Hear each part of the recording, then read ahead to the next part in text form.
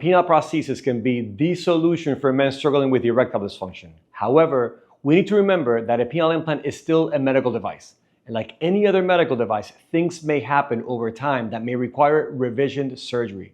In today's video, I will break down everything you need to know about revision surgery, what it means, when it is needed, and what you can expect if considering having your penile implant revised. Hello, my name is Dr. Jonathan Clavell, and I'm a urologist and penile implant expert in Houston, Texas. I specialize in penile prosthetics, including revision surgeries, and I perform many of them every single year. Now, revision surgery is a big topic, and it is impossible to cover every single detail in one video. But my goal today is simple: to give you clarity and peace of mind about what revision surgery really involves. So let's get started. First, let's talk about the real question. When does a man with a penile implant actually need revision? Well, there are four major reasons for which a man with a penile implant may need revision surgery: infection, malfunction, malposition, and patient dissatisfaction. The first indication for revision surgery is infection. The risk of infection after penile implant is low. Both implant companies currently available in the United States have coatings that resist infection. The AMS 700 series has an antibiotic coating called Inhibizone, and Coloplast Titan device has a hydrophilic coating that absorbs antibiotics and antiseptic solutions. Even the newer Rigicon device also contains the hydrophilic coating. Since these coatings were introduced into the market, infection risk dropped significantly. Most research studies show that the risk of infection after a virgin or first-time implant is less than 1 to 2%. Penile implant infections typically represent within the first 2 to 3 months after surgery, but can still occur later. Symptoms can be localized to the penis and the scrotum, be it redness in the incision area, pain that doesn't go away, and pus-like drainage from the incision, to more systemic signs like fevers and chills. That said, if you are very early in your recovery, remember that it is expected for you to have pain and swelling, and this does not necessarily mean that you have an infection. This is why it is important for you to communicate with your surgeon to make sure you are on the right track. You may wonder, what happens when a man develops an infection after penile implant surgery? What do we need to do? Well, our options are 3 of them. Number 1, give antibiotics. Number 2, immediate salvage. That is, go back to surgery to remove all the components of the implant, wash everything out very well, and during that same surgery, we replace it with another implant at the same time. And number 3, a surgery to remove the device followed by a second surgery for what we call a delayed salvage. That is, removal of the implant and then coming back in the future to replace it. Which of these is best is something that every patient should discuss with their specific surgeon, because every case is different. For example, someone who is young and healthy with mild swelling without drainage may benefit from antibiotics alone, or removal of the prosthesis, wash out of the infection, and immediate replacement with either another inflatable implant or a malleable prosthesis. While somebody who has systemic symptoms like fevers and a lot of pus coming out of the incision and is older and sicker, let's say they are diabetic or immunocompromised, a surgeon might decide to remove the implant, treat with antibiotics, and come back and replace another implant in the future after the patient has recovered from their infection. Now, let's say a man is unfortunate and needs his implant removed after an infection without replacement. Does that mean that his sex life is over and nothing can be done? Not necessarily. Because in many occasions, we can come back after an infection and get another implant. There is hope. Now, these cases where the patient has had an implant removed secondary to an infection, there is one thing a man should do while he waits for his revision surgery, and that is use a vacuum erection device. After you have recovered from your infection and the incision is healed, using a vacuum device after the implant has been removed, in my opinion, is crucial to keep the chambers open and the tissues healthy while we wait for your body to recover. Think about it. When we remove the implant and nothing is left inside the corporal bodies, the space within that corpora will collapse and scar down. And remember, scar does not stretch, which may lead to loss of penile size. Yes, after we remove an implant secondary to infection, the penis can shrink. Therefore, using a vacuum pump can help keep the tissues inside the penis stretched out enough that it prevents the penis from shrinking and helps you keep at least some of your size. The second indication for revision surgery is malfunction, when the implant fails or stops working. Research studies looking at revision surgery specifically show that this is the most common reason for revision surgery.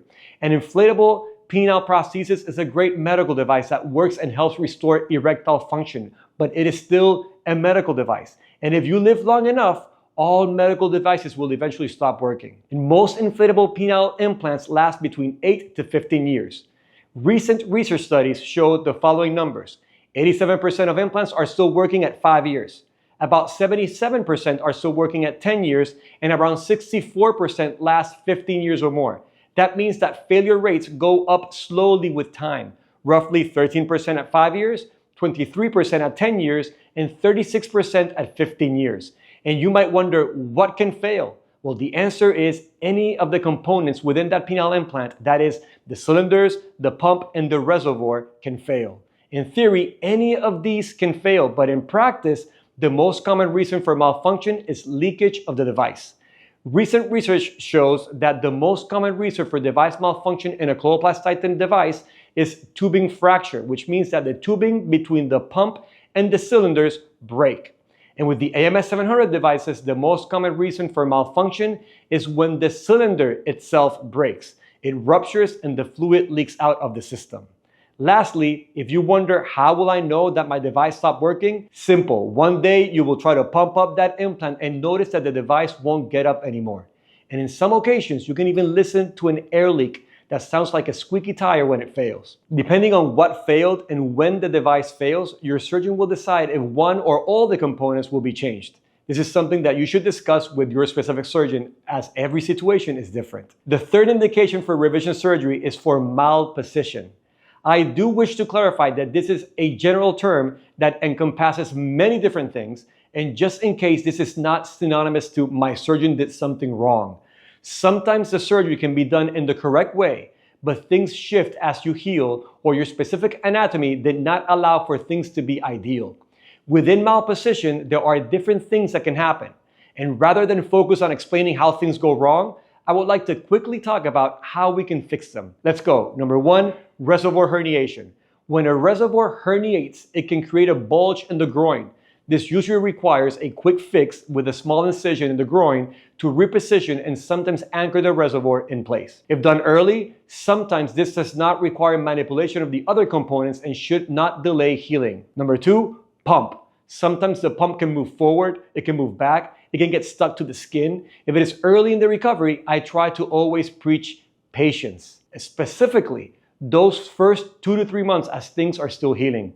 This is allow time to let the tissues heal. However, if a revision is needed for this, it generally tends to be a simple revision as long as your tissues are healthy. Discuss with your surgeon any specifics if this is something that is warranted. Number 3, glans hypermobility, or what we call floppy glans. That is when the head feels loose or unstable. Most of the time, a procedure called a glanspexy may fix it. This involves a small suture that can help anchor the head in place without exposing the penile implant. Number 4, impending erosion. This is when the tip of the implant feels like it is about to poke out of the skin. This requires a slightly more complex procedure, which may require a small reconstruction to fix it. In the hands of an experienced surgeon, things can be aligned into place. Number 5, we have crossover, cylinder migration, aneurysms, and believe it or not, most of these can also be repaired. If encountering any of these, go seek an expert and I'm sure they will be able to help you. The fourth indication for penile implant revision surgery is patient dissatisfaction. And this can mean different things for different men. For example, concerns about penile size after surgery, expectations about rigidity or firmness, and cosmetic issues such as how the penis looks when inflated or deflated. Now, let's be very clear. The vast majority of men are extremely satisfied with their implant. Multiple research studies consistently show satisfaction rates of 90 to 95% for both patients and their partners. But there is still a group of men who may feel disappointed, and their concerns are very real. The important thing here is managing expectations. That's why it is crucial to have an open conversation with your surgeon even before your surgery was done, so you know what to expect. Each device is different and has specific features. Also, you need to take into consideration your specific anatomy, as this may play a factor in your specific outcome. However, if a revision is needed, we have options, whether it's adjusting cylinder size, if indicated, addressing scarring, repositioning a specific component, or in select cases, reconstructive maneuvers to help restore penile length and appearance. More importantly, if your concern is cosmetic and is not affecting your sex life, we can also address this cosmetic concern in any future revision if needed. Thinking about revision surgery for your penile implant, here are 4 things you should consider before revision surgery. Number 1, timing. Not all revisions need to happen right away. If you have a herniated reservoir or an impending erosion where the implant looks like it's about to poke through the skin, those we should fix sooner rather than later. But if it is something more cosmetic, like a high-riding pump, a size concern, or dissatisfaction with appearance, sometimes it is better to wait for the tissues to heal. Specifically, if there was a history of erosion, I personally like to wait about 6 months to let the tissues heal before going back in. That extra time allows for safer surgery and better outcomes. Number 2, tissues changes. Every surgery changes the tissues inside the penis a little bit. After an infection or something like priapism, scar tissue can form inside the corporal bodies. This may lead to a shorter penile length or more difficult dilation. Also, men who've had multiple revisions, the tissues can become weaker with time. That means that the risks during surgery can be higher, so it is important to weigh the benefits against the risks in those cases. Number 3, device selection. Not every situation calls for the same type or brand of implant. Sometimes the narrower versions of the implant companies are needed because of scar tissue. Other times, if the tissues are too weak, a surgeon might recommend even a malleable implant instead of an inflatable one.